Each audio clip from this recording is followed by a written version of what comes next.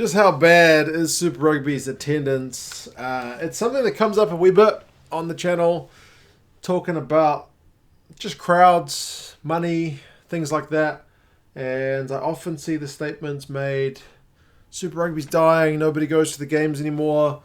Sometimes about money, talking about how the European teams make money more because more people go to the game. So I thought, let's actually have a look at the numbers and see just how does Super Rugby's attendance compare to some of the other big leagues around the world. Now, before I get started, I should say the folks at Super Rugby are a secretive bunch of so-and-sos because they don't usually publish the attendance data, which is incredibly frustrating. The other leagues I'm going to look at, the Pro 14, the Premiership in the UK, and or in England specifically, and the Top 14 in France, they all let you know the attendance of every single game, and it's not something that Super Rugby didn't used to be able to do. It's kind of a recent thing in the last 5-10 years that they've stopped putting the attendance out for every game. It's almost like they've got something to hide, that attendance numbers are down on what they used to be, so it's quite frustrating. But I did find a report from a company called SportCal, who are like a sports-based kind of digital services company. I don't know where they got the data from, but they're claiming to have the data for Super Rugby's attendance, albeit from 2018. Now, I know Super Rugby's attendance, at least in New Zealand, from 2018 to 2019 was down about 6%. So I would imagine take whatever numbers I put here on the board and lower them by a bit. All right, so that's just that caveat. The numbers we're going to be comparing to these leagues in Europe as well will be the 2018-2019 season rather than 2019-2020. So you're never going to be able to get it at that exact moment because always one league is going to be halfway through their season, but it is essentially a year's old data. But hey, it's more complete than the data I can get on 2019 or 2020 for Super Rugby. There are individual games out there, but generally they don't do across the board reporting for the data. So anyway, we're going to have a look at the total capacity of the stadiums in the league because I do think that's a factor. The average attendance across the leagues in those given years, like I mentioned, 2018 and then 2018-19, and then how full are their stadiums, and we can have a quick talk about that. So we'll start with the average attendance of the average size of the stadiums. Now, Super Rugby stadiums, if you didn't know, are generally pretty big. And I think part of it comes down to the fact that the Southern Hemisphere nations, for the most part, don't really have a national stadium. They don't have a Twickenham or a Stade de France or Murrayfield, something like that, Millennium, whatever, where they play all of their home rugby games for the international team. They share it around, right? The Springboks, the Wallabies, the All Blacks, the Pumas, they all move around. They don't have a set stadium that they always play at. So they've got seemingly a bunch of bigger stadiums. Ellis Park's the biggest, 62,567 seats, according to Wikipedia, which is definitely the most reliable source of info. All the ones in South Africa, Cape Town, Newlands, it's 55,000. Kings Park for Durban, the Sharks, it's 55,000. The Suncorp in Brisbane, 52,000. So a lot of big stadiums. 1, 2, 3, 4, 5. 5 of them are 50,000, one of them 60. So a bunch of the stadiums are almost at that kind of international level, or at that international level by pure seats. The other ones, the biggest one in New Zealand is Eden Park with 50,000. 40, 30. The smallest one is in Christchurch because their main stadium was damaged all those years ago in the earthquakes in Christchurch, so they've been using one half made of scaffolding. That's 18,000 is the smallest. The Brumbies is 25, Chiefs is 25. So the average, I'm just going to write it in 2 digits, the average stadium size in Super Rugby can seat 40k. 40,000 is the average across the league. Now, in the Pro 14, it's a bit more of a mixed bag. You've got some huge ones and you've got some tiny ones. So Murrayfield, 67,000, bigger than anything we've got in Super Rugby. You've got the Aviva, which is 51,000. Kings Park, again, the two South African stadiums for the Cheetahs and the Kings, 48,000. There's a secondary stadium for the Kings, which is 15, a bit smaller. Then you get down to Thomond Park, 25,000. Liberty Stadium, 20,000. And everything below Liberty, which is like the sixth biggest in the 14-team league, is under 20,000. Some of the smaller ones for Zebra, 5,000 and 6,000 seaters. Glasgow Warriors playing a 7,300 seater stadium. Dragons, Rodney Parade's 8,700. Connacht's in Galway's sports grounds is 8,100. So it's definitely a mixed bag. The average size for them, I'll round it up to 21k. Oops, 21k. So it's about half the size of the Super Rugby stadiums. Like I mentioned, it's a proper mixed bag with some real big ones and some real small ones. The Premiership stadiums seem to be, on the whole, a wee bit smaller. So the biggest one is Wasps. They play at the Rico, 32,000. Bristol and Leicester are the only other stadiums that seat more than 20,000 people, 27 and 25. Everything else is between 10 and 16. So it seems to be a pretty steady pattern across the board for the Premierships. In that season, it was Newcastle Falcons Stadium and Saracens that were 10,000 and 2,200 seaters. So it's different now. Obviously, Newcastle went down that year, but you know what I mean. So the average rounded up to 17k for the Premiership, so a bit smaller. Why did I write that lowercase when I did all the others uppercase? And top 14, I think a little bit on the larger side. You've got, again, not like those huge ones of Super Rugby or Pro 14 in terms of the top ones. Bordeaux playing a 34,000 seater. There's another one for Racing 92, which is a 30,000 seater. But from what I understand, they kind of operate on levels. They only open up certain levels depending on what the game is. Then 1, 2, 3 of them, 20,000 plus. And then the rest of them are between 19 and 12,000. So they don't have anything below 12,500 in that 2018-2019 season. So average size is rounded up to 20k. And I do think this is important because it will get to part of the perception a bit later. So you can see Super Rugby has the biggest stadiums by a long shot. Pretty much double.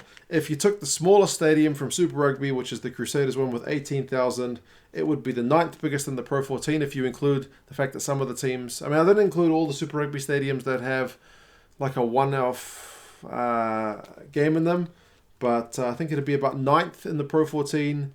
It'd be the 4th biggest in the Premiership, and it would be 10th out of 14 in the top 14.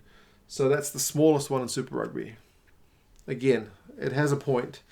In terms of the attendance, now remember, this is the old data, so it's probably a touch lower. I don't think, based on what I've been watching, it'd be drastically lower, but I would still admit probably lower. Attendance for Super Rugby in the 2018 season was 12,879 people per game. So let's just round it up, do Super Rugby a favour, and we'll say 13k per game. Doesn't sound that bad when you look at it that way. For the Pro 14, and again, the Pro 14 is the ultimate one of highs and lows. The average attendance is 8,164 across the regular season. So that's, we round it down, it's 8,100, so we round it to 8k. So that's a fair bit smaller. However, you look at some of the teams and they get, you know, the 2 South African teams and the 2 Italian teams get below 5,000 fans a game. That's their average. But then, like you look at Leinster, they average 17,000. The other 2 Irish teams in Ulster and Munster, not forgetting about Connacht, this is a bit lower, but Ulster and Munster, 13,000. All the others are below 10k. So you got 3 kind of high performers, a few real low performers, and then a bunch kind of in the middle. For the Premiership, average is 14,083, so we'll say 14k for the Premiership. Again, you've got a couple that really seem to dominate the attendance stakes in the Premiership. Leicester average over 20,000 a game, which is good for a team that hasn't been doing all that flash. And there's only 3 teams in that year that averaged below 10k, and that was Newcastle, Worcester, and Sale. Everyone else was above 10k. So I guess kind of like their stadiums, a bit less of a spread. And then for the Pro 14, not the Pro 14, the Top 14, average of 13,881 over the regular season. So we'll round it up, and we will also say about 14K. For them, Bordeaux was the only one to average 20K, and they only had one team that was below 10,000 per game, and that was Agen. So, yes, you can kind of see where I'm going with this when you start comparing these numbers with each other. There's not a drastic difference. That one is the outlier. But again, that one in itself is a real, like I said, mixed bag of extremes. These ones are all kind of a muchness. If I was to take these numbers for 2020, I might say 11 or 10. I know the Waratahs, I think, were getting like 13. The Hurricanes were getting 15, but other teams, like I think the Brumbies, were getting about 8. So generous, say 11, 10 or 11, which would bring it more down with here. But again, they don't provide the data because they want to hide that. So how does this compare in terms of how many fans are going compared to how much capacity we have? For Super Rugby, you're getting, and I'll use the black pen. For Super Rugby, you are getting 32% capacity. And I think this will be a bit indicative later. For the Pro 14, you're getting 39%. For the Premiership, you're getting 83% capacity. And for the Top 14, you are getting 70% of capacity. I think this is largely where the perception comes from. You look at a stadium, it's mostly empty. 70% or so, 68% of the ground is empty, at least more than half, easily more than half of the ground is empty, and it really feels like nobody's there. That's where the feeling is that nobody goes to Super Rugby because the stadiums are too darn big. It's one that I've been saying for a while, that we've got stadiums that are just not fit for purpose. I think the Premiership has got it right in terms of the sizes of the grounds for the teams. Seems to pretty much fit, whereas the Super Rugby teams have got grounds that are way too big. That's not to say they didn't used to be able to fill them a lot better before. Another reason it looks particularly bad for Super Rugby is that I think the average, starting to piddle down here, the average used to be about 19 or 20,000 fans per game, so it used to be easily the most well-attended league in the world, but the product on the field was definitely not living up to what it should have been. Too many lopsided games, not competitive league, mucking around with the conferences, changing it from a round robin, adding more teams when perhaps we didn't need them, has made the product not what it used to be. So there's probably more than one factor at play, but yes, I think the Pro 14, when you look at the top teams, they would be getting way more than this. Like I mentioned, the bottom team, so the Cheetahs are at 9% of capacity in that year. Edinburgh's at 10%. The Kings are at 14%. Whereas Glasgow's at 99%. And all of the Irish teams were more than three-quarters full across the average of the season. So, yeah, a lot of the Irish teams are the ones in the playoffs and whatnot, to be fair. So what you see on camera is often a full stadium, whereas I don't think any of these teams averaged above 50%. They don't give the individual data in the stats, unfortunately. So, yeah. These numbers, I think, look pretty good, man. 83%, 70%, definitely feels a lot better. So, yeah. What I was going to say is Super Rugby is definitely not what it used to be. Our crowds are down. It looks really bad on camera. But our stadiums are too big. That's not going to change. It'd be nice if they had smaller stadiums to play in, but that's... I'm not trying to say the competition is not losing interest, because I think it definitely is, but it's also not right to say that it's hugely worsely attended than any of the other leagues. It just looks that way on camera. And half-empty stadiums with the same attendance as a smaller full stadium do not have the same atmosphere. At a half-empty stadium, the atmosphere sucks. First to admit that. I go to Eden Park to watch my Blues play. It's a 50,000 seater or 45 if you don't include all the stands and whatnot. There's 10,000 people there. You got loads of seats empty. Yeah, it's not the best atmosphere. It's hard to get the crowd really into the game. I would also say Super Rugby doesn't have anywhere near the same away fan culture as perhaps some of the other leagues do.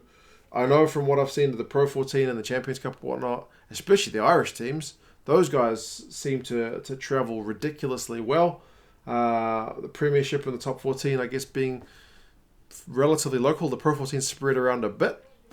There's definitely more of an away fans culture there. New Zealanders going to South Africa for Super Rugby games is probably unheard of. I've gone to Australia to watch the Blues play the Waratahs once, and that was kind of a big trip. Even if I tell the people in my office I'm going to Wellington to watch the Blues play, they'll be surprised. And it's about an hour's flight. It's probably like Dublin to London or London to Glasgow or something like that. So I don't think we have as much of a travelling thing. Blues against the Chiefs, who's our local rival, which is like a couple hours down the road. Those ones definitely more well attended because it's more local. I would imagine local derbies in every league is going to be the same. But yeah, the fact that we're based in so many different places in Super Rugby, I think also doesn't add to the fact that you lose that opportunity to have so many travelling fans. Even Ronan O'Gara, when he was with the Crusaders, mentioned for home fans, like he couldn't believe how poor the Crusaders' attendance was. Like you've got a team which is winning so many of the games, hasn't lost a home game in years, back-to-back champions, I think, at that time. And he was kind of incredulous that they didn't get the crowds like they would have had at Munster or, some other places which have got really successful teams. So, yes, all in all, the data is not that fresh, but I think it paints still a relevant picture for today. That Super Rugby's numbers are not great, but they're also maybe not as bad as people make them out. The fact that the stadiums are too big is unfortunate. We definitely used to get more people to the games. Not the case anymore, but maybe it's not as bad as sometimes it looks on the telly. Not to say it's not going to get worse. Like I said, I think it was 6% between 2018 and 2019.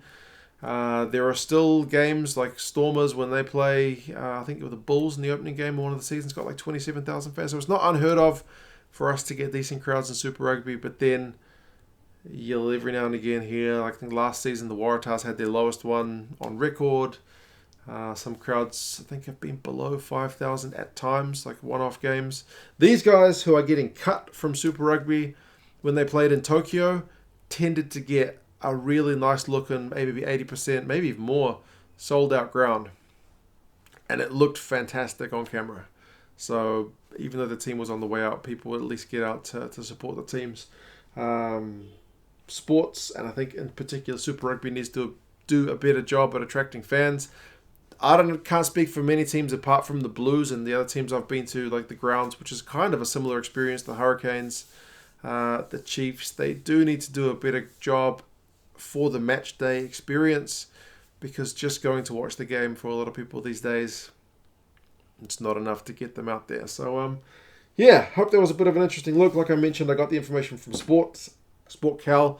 I'll put the link in the description so you guys can check it out. It did have some more kind of useful information about how these numbers were trending. It said Super Rugby had taken a massive dip to this number, but they mentioned that you couldn't really compare the data because this was a year after they'd cut some teams, namely the Cheetahs and the Kings, so it kind of wasn't fair. I think the Pro 14 was down slightly, Premiership and Top 14 were up slightly, Champions Cup was up, Challenge Cup was up, again only in kind of smallish numbers, but yeah.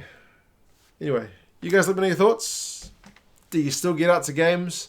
Is there anything particularly good or particularly poor that they do in your area to attract the fans to the games? And yeah, I'll talk to you guys again soon. See you later.